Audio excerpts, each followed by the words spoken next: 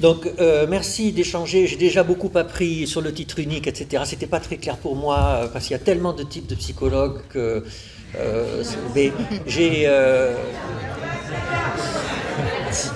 j'étais sûr que ça allait vous faire réagir. Alors, donc moi, ce que je vais vous donner, c'est le point de vue du pédopsychiatre qu'il a par rapport au métier de psychologue. Et d'ailleurs, nos internes, dès qu'ils commencent la pédopsychiatrie, nous demandent en cachette, mais en quoi on est différent d'eux finalement? Alors moi je leur dis, ben, c'est l'étymologie, ils sont le gardien du savoir, nous sommes les gardiens du soin. Psychologue, c'est étudier le psychisme, psychiatre, c'est soigner les maladies de l'âme, et ça marche très bien comme ça, en fait, parce que pour soigner un patient psychiatrique, il faut aussi s'intéresser à son corps, parce qu'il y a des maladies génétiques, il y a des effets indésirables de médicaments, etc. Donc il faut être médecin, et le psychiatre a un panorama ultra large, avec des épistémologies multiples, et le psychologue, vous par contre, votre travail universitaire et puis après non, à vous interroger sur la question du psychisme. Alors, il y a un autre point qui nous différencie, c'est le rapport à l'autorité. La société enjoint le psychiatre à être dans une position d'autorité. Et ça, ça n'est pas assez dit. Nous signons des certificats d'internement, nous prescrivons des séances d'électroconvulsivothérapie, des électrochocs. C'est une position d'autorité, voire de violence légitime. Et vous n'êtes pas dans cette position, ce qui fait que votre rapport au patient, quand il s'agit de psychologie clinique, va être différent. Alors après, il y a la question de la santé mentale. Et ça, c'est vraiment crucial aujourd'hui. Je suis ravi qu'il y ait une députée avec nous pour l'entendre. On parle de santé mentale, beaucoup, de psychiatrie, un peu.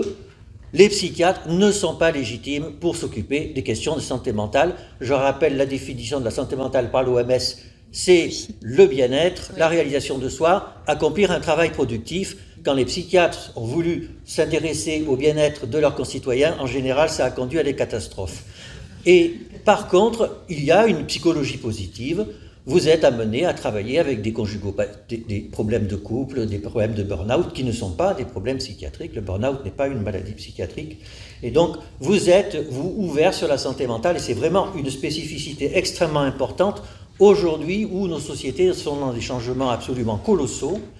Ce matin encore, avec des collègues pédopsychiatres expérimentés, nous en étions à nous dire que finalement, nous n'arrivons pas à savoir vraiment quelles sont les habitudes de nos adolescents. Quelles sont les modalités de leurs interactions sociales entre eux? Eh bien, c'est extraordinairement difficile.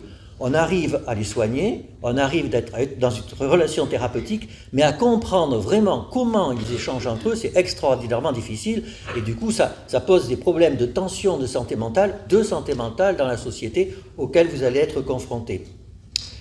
Alors, il y a une question centrale, c'est êtes-vous des soignants ou pas? Alors, il y a des psychologues cliniciens avec une définition, et puis il y a même, je crois, quand on a suivi un master où il y a le mot clinique ou psychopathologie, etc., alors on a le titre de psychothérapeute, c'est ça? Alors, quand même un petit peu.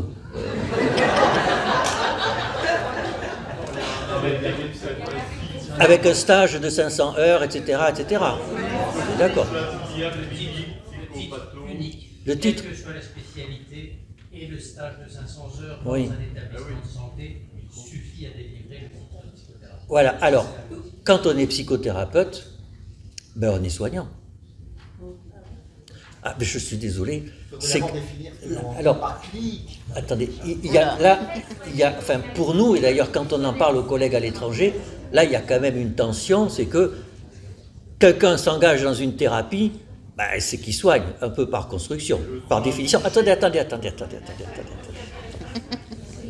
Donc pour moi, il n'y a pas d'ambiguïté, et puis c'est une question de vie quotidienne. Enfin, dans les hôpitaux, dans les staffs, dans l'unité de crise d'adolescents dont je m'occupais encore il y a 2 mois, enfin, les psychologues sont des soignants. C'est une évidence quotidienne. Alors après, est-ce que vous êtes des paramédicaux? Ben. Alors, je me suis longtemps posé la question, je trouvais qu'elle se posait, effectivement.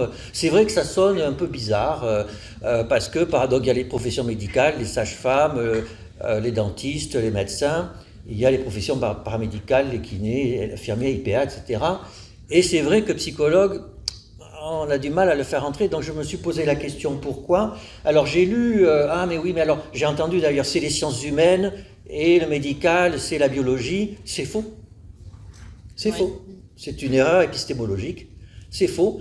La médecine est aussi ouverte aux sciences humaines et sociales. Il y a de l'éthique en médecine. La méthodologie numéro 1 de recherche en médecine générale, ce sont des méthodologies qualitatives qui relèvent des sciences humaines et sociales, en particulier de la sociologie. Donc, et puis, tout à l'heure, j'ai entendu qu'il y avait des neuropsychologues ou des psychologues spécialisés en neuropsychologie. Quand il y a le mot neuro, c'est qu'on fricote avec la médecine. Et de notre côté, il y a des sciences cognitives, eh bien, il y a des arguments épistémologiques très forts pour dire que les sciences cognitives sont des sciences de la nature et pas des sciences humaines. Et oui, parce qu'elles obéissent au tournant de la nature, le sujet qui observe, un observateur qui observe un sujet, et il y a en plus le paradigme de l'explication qui, selon Willem Dilthey, un philosophe du XIXe siècle qui a défini les sciences humaines, eh bien, quand on explique, on relève de l'épistémologie des sciences de la nature. Et donc, du coup, eh bien oui. Et donc, du coup, oui, effectivement, vous n'êtes pas des paramédicaux, je le conçois. Pourquoi? Alors, parce que si la médecine ne repose pas uniquement sur la science biologique, la médecine s'est construite sur la biologie et sur les sciences de la nature. Et effectivement, ça colore son épistémologie. Alors que la psychologie s'est construite sur les sciences humaines. Donc oui, c'est une construction qui a donné une coloration à ces disciplines. Et effectivement, dans la réalité, ça correspond à un rapport différent au sujet, au patient, en ce qui nous concerne. Donc oui, mais faites attention, la réalité, le clivage qu'il y a entre les deux est bien moins précis que ce que l'on pourrait penser. Alors après, il y a la question de la formation. Alors, on reproche à la formation des psychologues d'être hétérogène, ça ne me dérange pas. Vous revendiquez une forme de diversité et je vous accompagne là-dedans. Il n'y a pas de théorie unique qui explique le fonctionnement psychique humain, il y en a plusieurs. Et donc vous pouvez vous nourrir d'une ou plusieurs de ces champs théoriques pour vous construire en tant que sachant et en tant que soignant. Ça ne me choque pas. La qualité des formations aussi, qui parfois est décriée, ne me choque pas non plus. Je pense que pour bien connaître mes collègues professeurs de psychologie, je trouve, et intervenir parfois dans les cursus, je trouve que les rapports qu'on a avec les étudiants sont très riches et que leur formation est correcte. Alors après 5 ans, et là il faut être honnête, si on a un titre de psychothérapeute après 5 ans, c'est pas sérieux. On ne peut pas être psychothérapeute en bac plus 5, c'est juste pas possible. C'est juste pas possible. D'ailleurs, on ne peut pas être psychothérapeute après avoir fini un internat de psychiatrie. C'est exactement pareil. Hein. Être psychothérapeute, c'est quelque chose. C'est quelque chose. Donc, et puis de la même façon, je parlais d'une unité de crise pour adolescents que j'ai supervisée pendant quelques années. On ne peut pas envoyer un psychologue qui vient juste de terminer son master accueillir des tentatives de suicide d'adolescents en urgence. C'est pas possible. Et donc il faut le dire.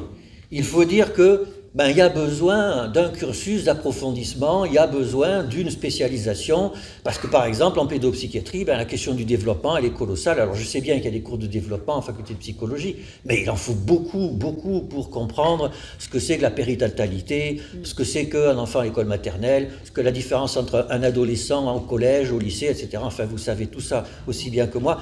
On est en 2025, il y a besoin, alors ça ne veut pas dire que c'est contre le titre unique, hein, j'ai compris votre engagement, je le comprends et je le partage, mais il y a besoin d'une spécialisation, il y a besoin d'une reconnaissance d'approfondissement. Le psychologue aujourd'hui à Bicêtre qui va voir aux urgences les adolescents, il est très fort, voilà, mais il est très fort, mais il y a 10 ans il l'était beaucoup moins.